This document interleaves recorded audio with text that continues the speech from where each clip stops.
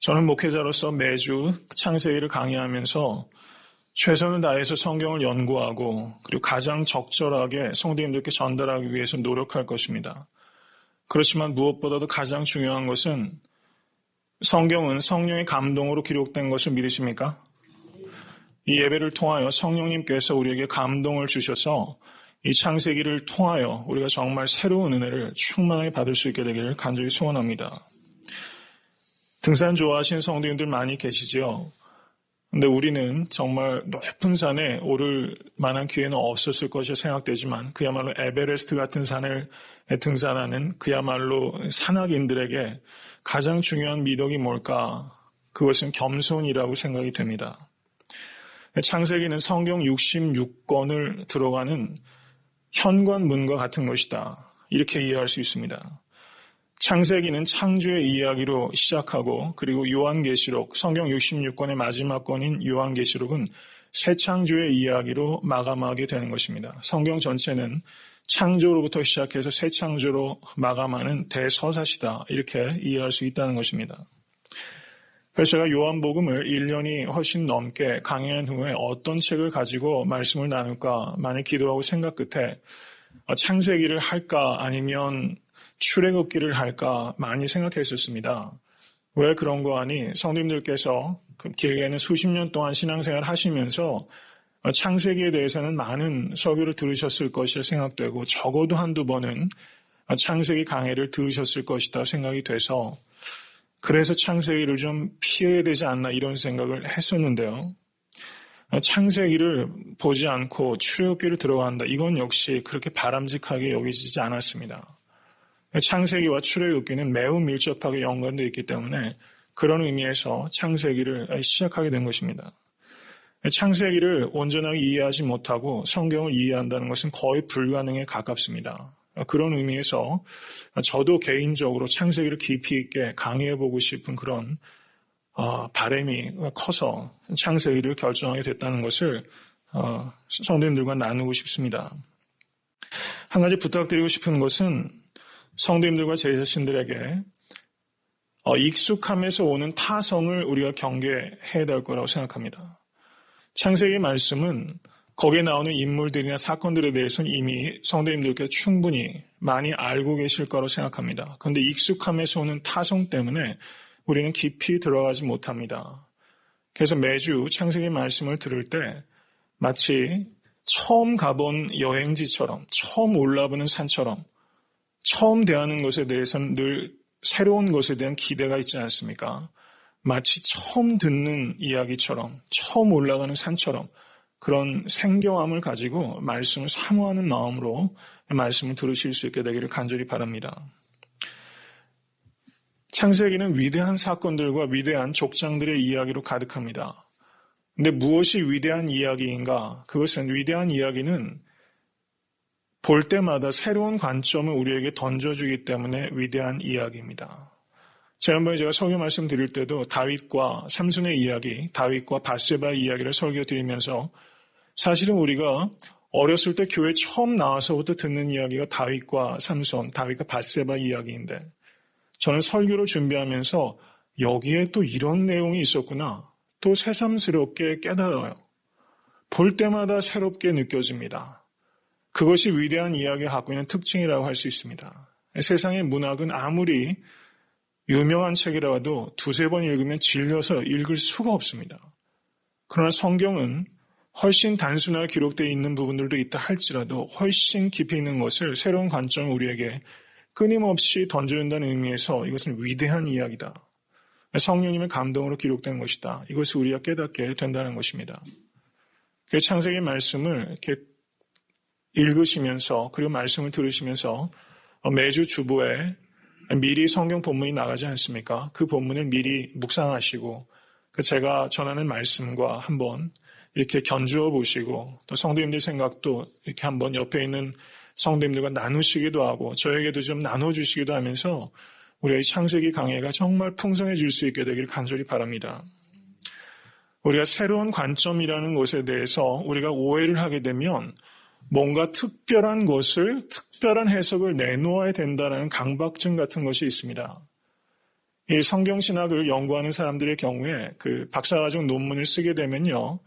이미 사실은 굉장히 많은 학자들이 똑같은 본문을 다루었기 때문에 학위 논문이 통과되기 위해서는 뭔가 남들이 안 했던 얘기를 해야 된다는 강박증이 있어요.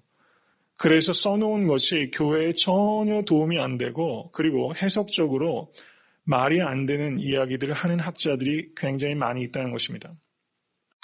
제가 성도님들께 말씀드리는 새로운 관점이라는 것은 어떤 특별한 해석을 말씀드리는 것이 아니라 새로운 깊이를 우리가 가질 수 있으면 좋겠다라는 의미에서 말씀을 드리는 것입니다. 우리의 현대 기독교의 문제가 무엇인가? 그것은 깊이가 없다는 데에 문제가 있다는 사실입니다. 창세기 말씀을 통해서 이번에 창세기 강의를 통해서는 예전에 겪어보지 못했던 그런 새로운 깊이를 여러분과 제가 도달할 수 있게 되길 간절히 바라고 그래서 깨달음과 더불어 우리의 삶에 진정한 변화가 나타날 수 있게 되기를 간절히 바랍니다.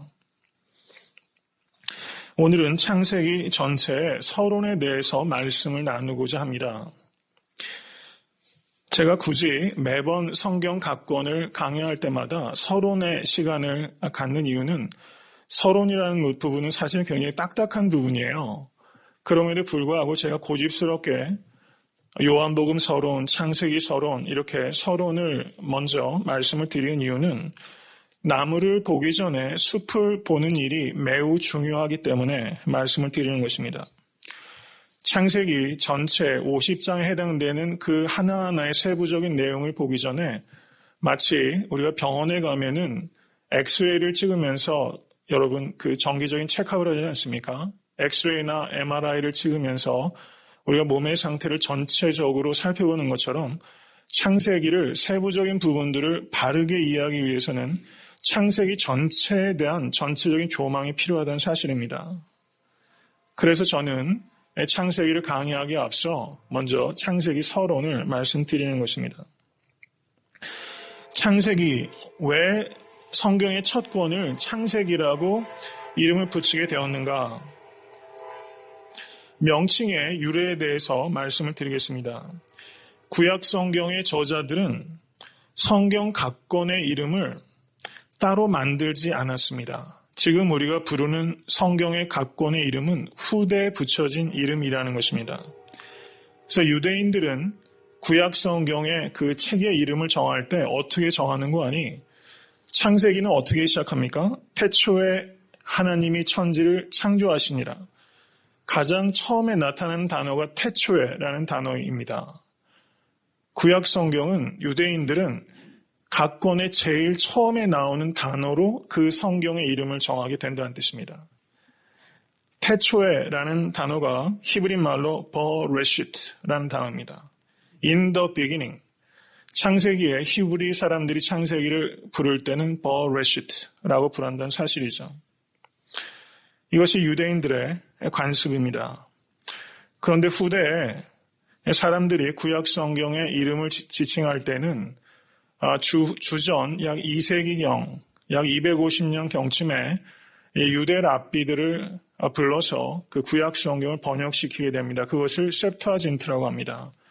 우리말로 70인역이라고 합니다. 그런데 70인역은 유대인들이 성경 각 권의 제일 처음에 단어를 따라서 성경 이름을 정하는데 헬라어로 성경의 이름을 정할 때는 그렇게 정하지 않고 그 성경 전체를 요약하는 주제를 그 성경의 이름으로 정하게 됩니다. 그래서 셉투아진트 70인역에서는 창세기를 부를 때 게네시오스라고 부릅니다. 게네시오스. 이것은 창세기 2장 4절에 여호와 하나님이 천지를 창조하신 때에 천지에 창조된 대략이 이러하니라 라고 했을 때 거기에 우리말로 대략이라고 번역된 단어가 그리스말로 게네시오스란 단어예요. 게네시오스. 그래서 그리스 성경에서는 창세기 이름을 게네시오스라고 합니다. 그래서 여러분 좀 이제 연상이 되시죠? 게네시오스에서 영어 뭐가 왔겠어요? 제네시스가 온 겁니다. 제네시스. 그리고 현대자동차 제네시스가 거기서 온 거라고 생각은 되지 않지만 네, 그렇게 된 거예요. 제네시스. 제네시스는 무슨 뜻입니까? origin, 기원에 관계된 책이다. 이렇게 볼 수 있다는 것이죠. 그러니까 우리말로 그래서 창세기라고 말한 것은 매우 적절한 번역이다. 이렇게 볼 수 있다는 겁니다. 창세기는 누가 지었다고 배우셨습니까? 모세가 지었습니까? 네. 모세는 창세기만 쓴 게 아니라 또 뭘 썼죠? 모세 오경이라고 하죠. 오경. 오경이라는 게 뭘 얘기하는 겁니까? 창세기, 출애굽기, 레위기, 민수기, 신명기. 네, 잘하셨습니다. 이게 모세 오경인데요. 그러니까 모세가 썼다라고 해서 모세 오경이죠. 영어로 이거를 펜타툭이라고 합니다. 펜타툭. 다섯을 의미하는 것이 그리스 말로 텐트 이렇게 번역합니다. 그리고 책을 의미하는 그리스 말이 튜코스입니다. 튜코스. 그래서 펜타툭이란 말이 나오게 되는 것이고 오경이라는 말은 오경이라는 말 자체가 암시하는 것처럼 5권으로 이루어진 책들이다. 이렇게 말할 수 있는 것이죠. 그래서 전통적으로 19세기까지 오경의 저자는 모세다라는 것이 그러니까 유대인들은 말할 것도 없고 그리스도인들이 다 전통적으로 모세가 오경을 쓴 사람이다 이렇게 이야기가 돼 있었어요. 근데 19세기가 후반으로 가면서 자유주의 신학자들, 성서 비평학자들이 오경의 저자가 모세가 아닐 수 있다는 의견들을 자꾸 내놓기 시작합니다. 제가 이 이야기를 아주 짧게 드리는 이유는 이런 이야기들을 혹시 들으실 수 있기 때문에 제가 그런 것에 대해서 바른 관점을 가지실 수 있도록 하기 위해서 제가 말씀드린 겁니다. 모세가 지은 것이 아니다. 왜 그런 거 아니? 신명기에는 모세가 죽은 것에 대해서 기록하고 있잖아요. 모세가 썼는데 모세가 죽은 것을 기록하고 있다. 이게 난센스처럼 들리지 않습니까? 그런 문제들에 대한 의문이 있을 수 있기 때문에 제가 굳이 이런 부분들을 간략하게 말씀드리는 겁니다. 대표적인 성서 비평가들의 견해가 문서설이라는 게 있습니다. 문서설. 이 문서설을 한마디로 요약하자면 오경이 통일된 한 사람의 작품이 아니라 여러 자료들이 있었는데 그것을 수집하고 편집한 것이 모세오경이다. 이렇게 주장하는 거예요. 이건 상식적으로 그렇게 생각할 수 있겠지 않습니까? 부분적으로 있는 자료들을 모아서 오경을 만든 것이다. 특별히 창세기는 문서설 중에서 가장 대표적인 견해는 문서들이 3종류가 있었다는 겁니다. J라는 문서, P라는 문서, E라는 문서. 이거는 학자들이 가칭으로 지은 겁니다. 이 문서들이, 3부류의 문서들이 후대에 이것을 모아서 그리고 창세기를 만드는 것이다. 이런 주장을 내놓고 있다는 것입니다. 그런데 문제는 이 문서설의 문제는 문서설을 주장하는 많은 성경학자들끼리도 통일된 견해가 없다는 것입니다. 자기들끼리도 중구난방해요. 그러니까 이것은 철저하게 가설에 속하는 이론이다. 저는 개인적으로 그렇게 확신을 합니다. 또 하나는 문서설 자체가 계속해서 그 논리 자체에 문제점이 발견이 돼서 계속적인 반론에 부딪히게 된다는 것이죠. 그래서 문서설이 이야기하는 학문적인 노력은 평가할 만하지만 문서설이 이야기하는 것처럼 오경은 그리고 창세기는 모세가 기록한 것이 아니라 단지 후대 여러 자료들을 편집한 것이다. 저는 그것을 결코 받아들일 수 없습니다. 성경을 보시면 창세기를 한번 쭉 보셔도 창세기가 모세가 기록했다라는 기록이 없습니다. 오경을 한번 보세요. 모세가 내가 썼다라고 거기에 기록하고 있지 않아요. 정확하게 말하면 오경의 저자가 누구인지 성경은 분명하게 밝히고 있지 않기 때문에 논쟁적이라는 겁니다. 그런데 그것은 모세가 오경을 기록할 때 자기가 이것을 기록했다라는 것에 대해서 밝히기를 원치 않았어요. 거기에는 모세가 관심이 없었던 것입니다. 하나님께서 무슨 말씀을 하셨고 하나님께서 이스라엘 백성을 구원하기 위해서 인류의 구원을 위해서 하나님께서 무슨 역사를 하셨는가? 오로지 모세의 관심은 하나님의 말씀과 하나님의 구원의 역사에만 관심이 있었기 때문에 자기가 이 위대한 성경을 율법서를 기록하면서 어느 곳에서도 내가 기록했다라는 기록을 모세는 남기려는 의지가 하나도 없었다는 것입니다. 저는 이것을 보면서 한번 우리의 사역을 대하는 태도를 한번 생각해 보게 됩니다. 우리가 하는 어느 사역이 모세가 오경을 기록한 것에 견줄 만한 게 어떤 게 있을까요? 그런데 모세는 이 오경을 기록하면서 자기가 기록했다는 힌트도 남기고 있지 않다는 것입니다. 이것을 통해서 우리가 사역을 하고 또 귀한 헌신을 하면 할수록 우리가 자기 자신을 가리는 일에 우리는 얼마나 더 열심히 해야 되겠는가 이런 부분들을 생각하게 됩니다. 나는 열심히 가리고 또 주변의 사람들은 가려도 알 수 있죠. 왜 모르겠어요. 그렇지만 부단히 내가 하는 사역, 내가 이루어오는 성취에 대해서 내가 거기에 묶이지 않고 또 자기 영광을 구하지 않기 위해서 노력하는 것은 매우 중요하다. 그것을 통해서 모세를 통해서 그것을 우리가 깊이 생각할 수 있게 되기를 간절히 바랍니다. 출애굽기 17장 14절을 보시면 이렇게 말씀합니다. 여호와께서 모세에게 이르시되 이것을 책에 기록하여 기념하게 하고 여호수아의 귀에 외워 들리라 이렇게 말하고 있어요. 하나님께서 모세에게 책에 기록해라 라고 명령을 하셨다는 것은 기록되어 있습니다. 출애굽기 24장 4절을 보셔도 모세가 여호와의 모든 말씀을 기록하고 라고 적고 있어요.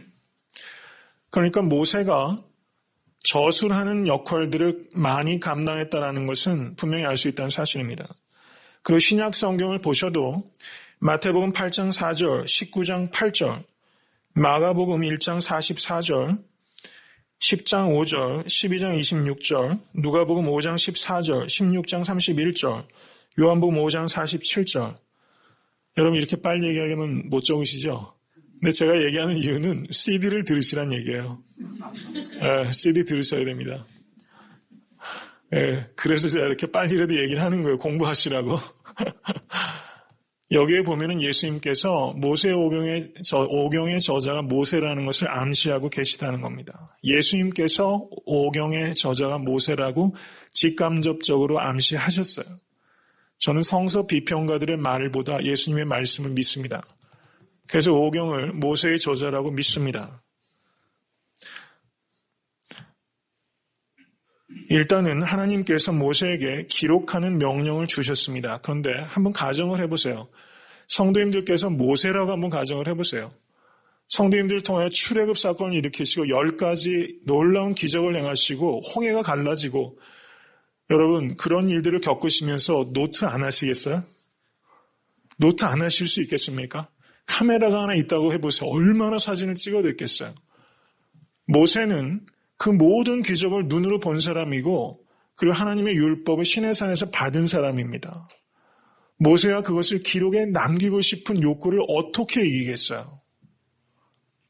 상식에 부합하게 판단해도 모세의 오경은 모세가 기록한 것이다. 이렇게 판단할 수 있다는 것이죠. 모세의 오경의 저자가 누구인가를 한마디로 제 개인적인 결론이 이겁니다. 모세의 오경은 구약 성경과 신약 성경의 내적인 증거가 오경의 저자는 모세라는 것을 증거하고 있고 또 유대교와 기독교의 전통이 모세가 저자라는 것을 확고하게 지지하고 그리고 상식적으로 판단해도 모세가 저자일 수밖에 없다. 이렇게 생각한다는 것입니다. 그렇지만 오경이 모세가 기록했다는 사실이 오경 전체를 한 글자도 안 빼고 모세가 기록했다는 의미는 아니라는 거예요. 왜 그런가 하니 신명기 34장 4절에서 6절을 보시면 조금 전에 말씀드렸던 대로 모세의 죽음에 대해서 기록하고 있습니다. 여호와께서 그에게 이르시되 이는 내가 아브라함과 이삭과 야곱에게 맹세하여 그 후손에게 주리라 한 땅이라 내가 내 눈으로 보게 하였거니와 너는 그리로 건너가지 못하리라 하시매 이에 여호와의 종 모세가 여호와의 말씀대로 모압 땅에서 죽어 벳부올 맞은편 모압 땅에 있는 골짜기에 장사되었고 오늘날까지 그 묘를 아는 자 없느니라 이렇게 말하고 있어요. 모세의 죽음을 기록하고 있는 이 부분을 모세가 기록할 수 없지요. 그렇지 않습니까? 그러니까 이 부분만은 최소한 모세가 기록하지 않은 것이죠. 그럼 모세오경 전체를 다 모세가 기록했다라고는 이야기할 수 없다는 것입니다. 그런데 이것이 문제가 안 되는 이유는 여러분 한번 생각해 보십시오. 어떤 유명한 극작가가 소설가가 평생의 대하소설을 20권짜리 대화소설을 다 쓰고 20권째 마지막 한 페이지를 남겨놓고서 죽었어요. 그러면 어떻게 하겠습니까? 가까운 지인이나 가까운 교류하는 소설가가 그 마지막 한 페이지를 더하여 붙이겠죠. 그래서 한 페이지를 쓴 사람이 자기 이름으로 출판할 수 있겠어요? 그렇지 않죠. 작고한 저자의 이름을 가지고 출판하는데 아무 문제가 없고 그 소설은 그 사람이 쓴 것이다 하는데 아무 문제가 없다는 것이죠. 모세의 죽음에 대한 기록을 비롯해서 모세 오경 내에서 더러는 후대에 첨부된 부분들이 있지만 그것을 모세가 기술하지 않은 것이다 라고 얘기할 수 없다는 사실입니다. 오경은 모세가 확고하게 기록한 것이라는 것을 받아들이실 수 있게 되기를 간절히 바랍니다. 창세기 내용은 창세기 1장은 우주 창조의 시작부터 제일 마지막에는 요셉이 관에 들어가는 이야기로 마감합니다. 우주의 시작부터 주전 18세기까지 성경 66권 중에서 가장 긴 역사를 커버하는 것이 바로 창세기입니다. 창세기의 내용을 여러 가지로 이야기할 수 있지만 창세기의 내용을 세 가지 주제로 요약할 수 있다면 첫 번째는 하나님의 창조, God's creation. 두 번째는 인간의 타락, human corruption. 세 번째는 하나님의 구속, God's redemption. 이 세 가지의 주제다 이렇게 분명하게 볼 수 있습니다. 하나님의 창조, 인간의 타락, 그리고 하나님의 구속. 이 세 가지의 주제가 바로 창세기에 있다는 것이고 이 주제가 출애굽기부터 계시록까지 계속해서 역사를 통해서 발전되고 명료화되고 그리고 진전된다는 사실입니다. 이것은 성경 전체의 주제이기도 하다는 것입니다. 창세기 하나님은 고대 근동에는 굉장히 많은 신들을 섬겼지요. 다신론이 팽배했습니다. 지역에 로컬 신들이 있었어요. 그런데 창세기 하나님은 그런 지역신이 아니라는 것입니다. 창세기 하나님은 온 우주의 하나님이시요 온 우주의 주인이시라는 것을 선포하고 있다는 것입니다. 창조의 하나님 그리고 모든 것들을 창조하셨기 때문에 그 주인이신 하나님, 그 하나님을 선포하고 있다는 것입니다. 이 하나님을 믿으실 수 있길 간절히 바랍니다. 하나님께서는 창세기 하나님은 말씀하시는 분이십니다. 가라사대, 말씀하시는 분입니다. 피조 세계를 향하여 특별히 족장들을 향하여 하나님의 백성들을 향하여 끊임없이 말씀하시는 하나님이십니다. 그리고 인간이 타락했을 때 타락한 인간을 구원하시기 위해서 끊임없이 일하시는 하나님이십니다. 하나님은 그와 같이 말씀과 행위를 통해서 하나님의 성품과 능력을 나타내고 계시다는 것을 우리는 창세기를 통해서 보게 됩니다. 창세기가 Genesis, 그리고 그 뜻이 Origin이라는 건데요. 창세기에 여러 가지 기원이 기록되어 있지만 가장 중요한 것들은 첫째는 우주의 기원을 말하고 있습니다. 인간의 기원, 죄의 기원, 창세기 3장, 그리고 하나님의 구속사의 기원, 창세기 3장 15절입니다. 그리고 이스라엘의 기원, 이스라엘 백성들이 아브라함으로부터 시작돼서 하나님의 백성들이 만들어져가는 그런 기원들이 기록되어 있습니다. 창세기 1장부터 11장을 prehistory라고 합니다. prehistory. 원시 역사라고 합니다. 창세기 1장부터 11장까지는 이스라엘의 역사가 아니라 보편적인 인류 전체의 역사를 다루고 있는 prehistory입니다. 그리고 창세기 12장부터 50장까지는 아브라함, 이삭, 야곱, 요셉으로 이어지는 족장사가 연결되어 있다는 것입니다. 창세기 1장부터 11장까지는 그 시간은 엄청나게 방대한 시간입니다. 그런데 12장부터 50장까지는 4명의 족장들을 쫓아서 비교적 상세하게, 비교적 느리게 기록되고 있는 것이다. 이렇게 볼 수 있다는 것이죠. 그 창세기의 초점은 1장부터 11장에 있다라기보다는 12장부터 50장까지 통해서 이스라엘의 기원에 대해서 하나님께서 밝히시고 있는 부분에 주된 관심이 있다라고 볼 수 있을 것입니다. 창세기 1장부터 11장까지는 오늘 이제 대학교 강의실로 오셨어요. 질문 들어갑니다. 창세기 1장부터 11장은 4가지 사건이 기록되어 있어요. 창세기 12장부터 50장까지는 4가지 인물들이 기록되어 있습니다. 4가지 사건은 첫 번째 뭐겠어요? 창조, 창세기 1장과 2장. 두 번째는 3장에 있는 타락. 그리고 세 번째는 노아의 홍수, 6장부터 9장까지는 홍수. 네 번째 사건은 창세기 11장에 무슨 탑이 기록되어 있어요? 바벨탑. 이 4가지 사건이 프리히스토리의 4가지 중심되는 사건들입니다. 그리고 12장부터 50장까지 이어지는 족장사는 4가지 인물들이에요. 다시 한번 누굽니까? 아브라함, 이삭, 야곱, 요한에 대한 기록이 기록되어 있다는 사실입니다. 요셉. 잘 듣고 계시는군요. 네, 네 인물의 사건들이 기록되어 있는데 하나님께서 최초로 아브라함에게 주신 언약을 영어로 covenant라고 합니다. 언약 공동체. 이스라엘은 언약 공동체입니다. 그런데 아브라함에게 주셨던 그 언약이 repeat 됩니다. 이삭과 야곱과 요셉에게 반복되면서 이 언약이 좀 더 명료해지고 발전되는 과정을 이 창세기 전체를 통해서 보여줍니다. 그 창세기는 아브라함에게 주셨던 약속이 부분적으로 성취되는 것을 나타내 주게 됩니다. 그 창세기를 보실 때 2가지 족보가 대조적으로 나와요. 창세기 족보에 관심이 좀 많으세요? 그러신 분들 계시더라고요. 저는 관심이 별로 없는데 족보 이렇게 넘어갈 때는 참 어려운 게 사실이죠. 근데 족보가 의미 있게 기록되어 있습니다. 근데 2 족보가 대조가 돼요. 한 족보는 아담과 그리고 아벨이 죽은 후에 하나님께서 주신 아들이 누굽니까? 셋이죠. 셋. 그다음에 노아와 셈, 그리고 데라와 아브라함, 이삭, 야고보, 요셉으로 이어지는 하나님께서 선택된 계보가 기록되어 있어요. 성도님들의 가문이 이러한 족보를 써내려가실 수 있게 간절히 축원합니다. 근데 창세기에 또 다른 반대편에 있는 족보는 누구인가? 가인의 족보가 있어요. 가인의 족보. 그리고 노아의 자식 중에서 함의 족보, 그리고 이스마엘의 족보, 그리고 에서의 족보 등이 창세기에 기록되어 있어서 창세기를 이해할 때 이 2가지 대조적인 족보들을 우리가 이해하는 것이 전체 이해에 매우 필요하다. 이것을 말씀드립니다. 또 하나는 창세기의 구조를 이해할 때 그래도 유념해서 봐야 될 것이 노아의 뭡니까? 홍수를 영어로, 호우를 영어로 deluge라고 한대요, 영어로. 전 처음 듣는 단어인데, deluge라고 발음하기도 어렵습니다. D-E-L-U-G-E.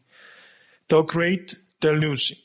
큰 홍수로부터 하나님께서 노아를 선택하셔서 구원하셨죠. 그리고 요셉을 세우셔서 큰 기근으로부터 구원하셨습니다. 기근을 영어로 drought라고 합니다.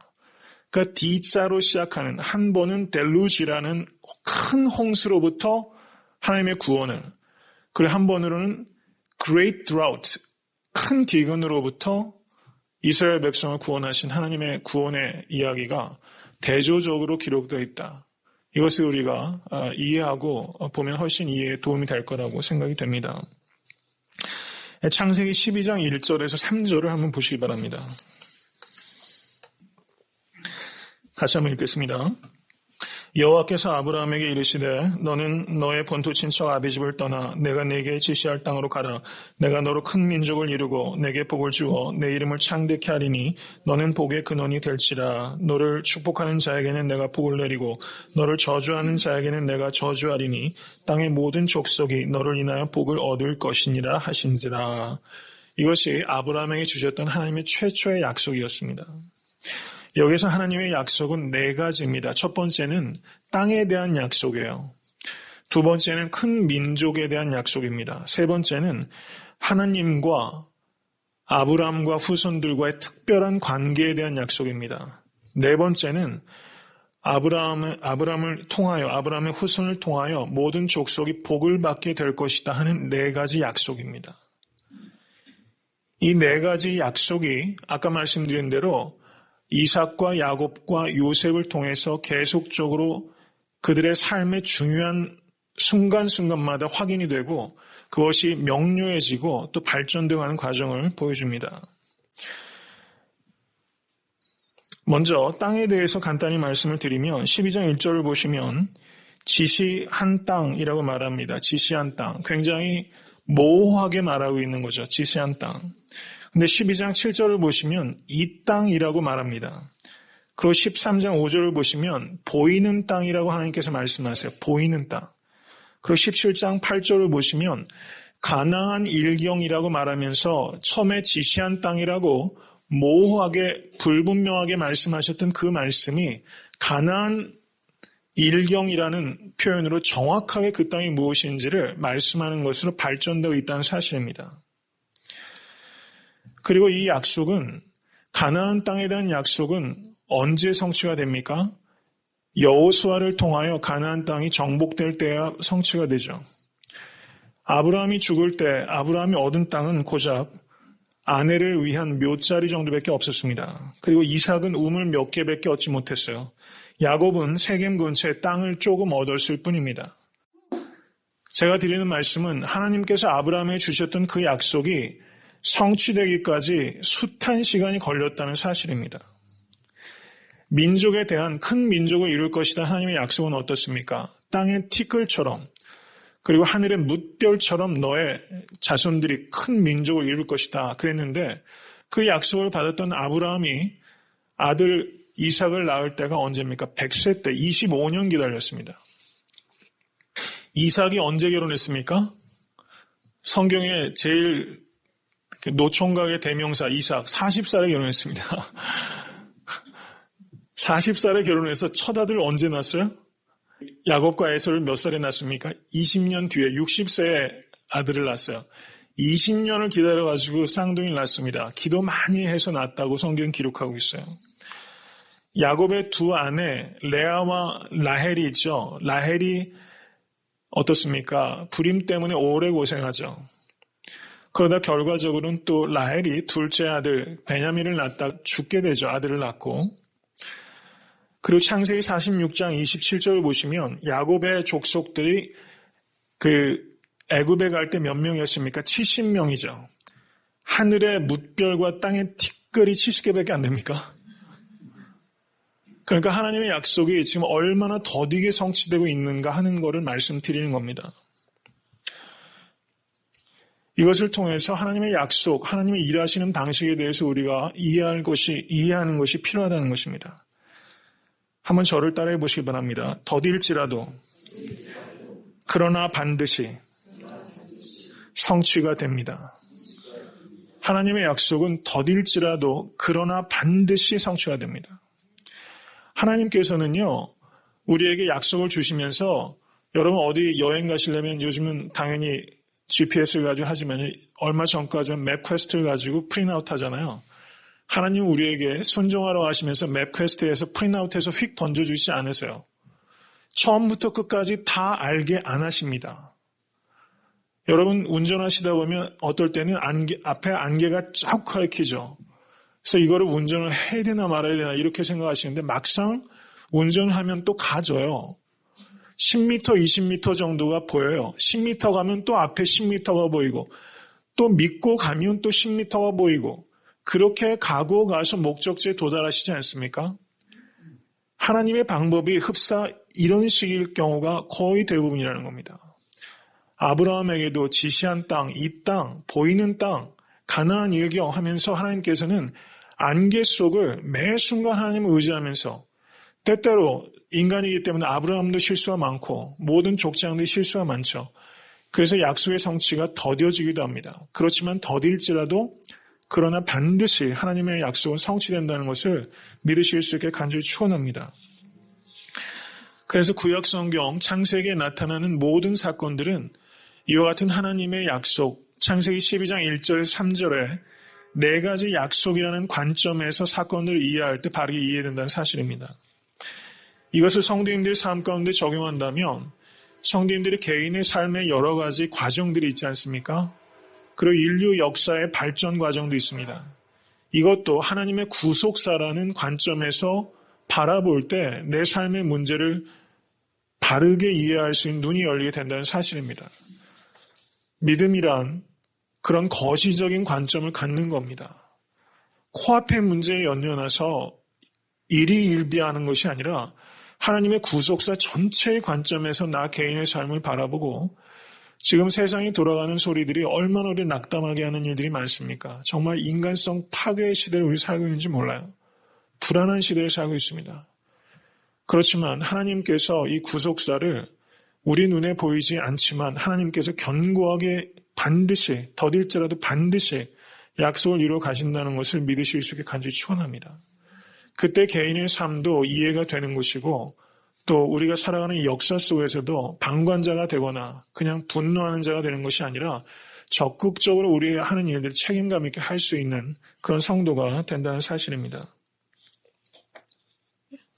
창세기에 부수적인 주제가 몇 가지가 있습니다. 4가지가 있는데요. 간단하게만 제가 말씀드립니다. 창세기에는 2가지 카버넌트, 언약이 있어요. 노아에게 하나님께서 홍수 뒤에 언약을 주셨죠. 그 언약이 무엇입니까? 9장 8절 17절의 내용인데 내가 너희와 언약을 세우리니 다시는 모든 생물을 홍수로 멸하지 아니할 것이라. 땅을 침몰할 홍수가 다시 있지 아니하리라. 이렇게 말씀하셨어요. 이게 창세기에 주셨던 약속입니다. 그리고 아브라함에게 주셨던 언약이 2 언약이 창세기에 기록되어 있어요. 여러분 언약한다라는 것은 자기를 거기에 묶는다는 뜻입니다. 여러 성도님들께서 자녀들에게라도 뭐를 약속을 해보세요. 그 약속을 하면 내가 거기에 묶여요. 하나님께서 우리를 사랑하시기 때문에 우리에게 묶이시기 시작하셨다는 겁니다. 2번째는 창세기 3장 15절의 말씀입니다. 거기에서 내가 너로 여자와 원수가 되게 하고 너의 후손도 여자의 후손과 원수가 되게 하리니 여자의 후손은 내 머리를 상하게 할 것이요 너는 그의 발꿈치를 상하게 할 것이니라.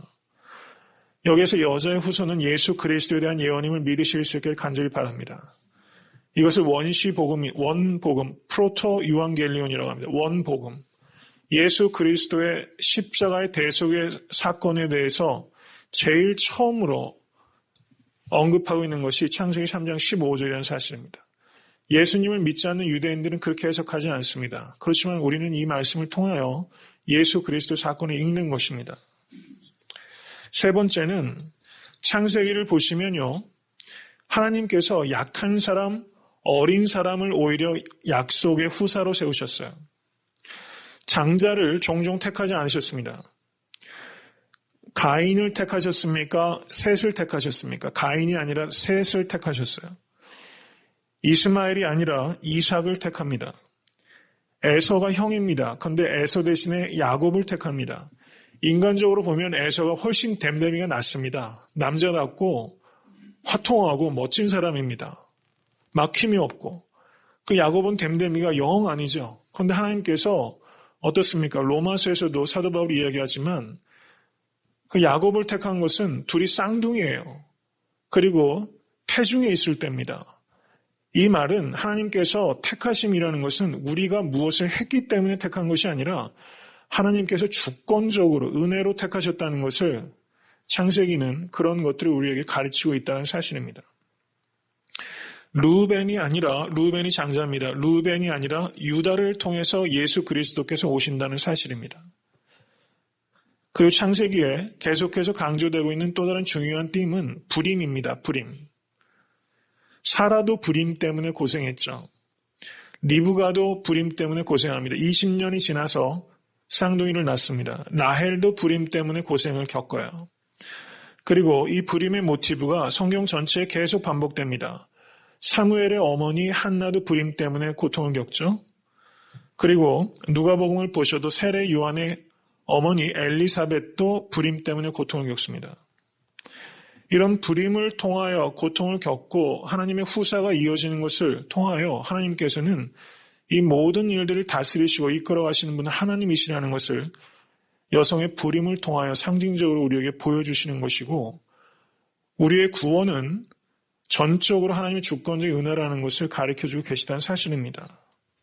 이것이 창세기의 매우 중요한 주제라는 것입니다.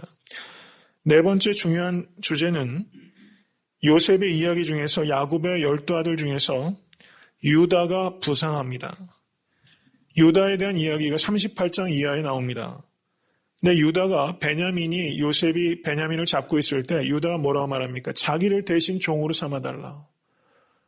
우리 야곱이 아버지가 예전에 요셉이 죽은 것으로 인해서 그 애통함이 너무나 컸기 때문에 이 베냐민은 꼭 돌려보내야 된다. 나를 대신 잡으십시오. 라고 유다가 말하지 않습니까? 그래서 야곱으로부터 이 유다가 축복을 받게 됩니다. 그 내용이 창세기 49장 9절에서 10절 말씀입니다. 유다는 사자 새끼로다. 내 아들아 너는 움킨 것을 찢고 올라갔도다. 그의 엎드리고 웅크림이 숫사자 같고 암사자 같으니 누가 그를 범할 수 있으랴.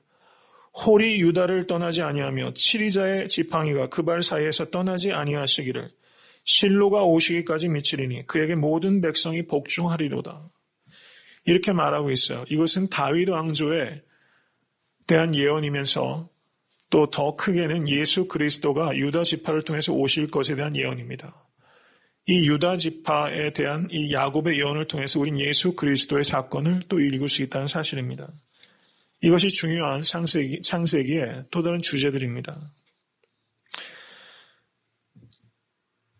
사람은 어디서 왔습니까?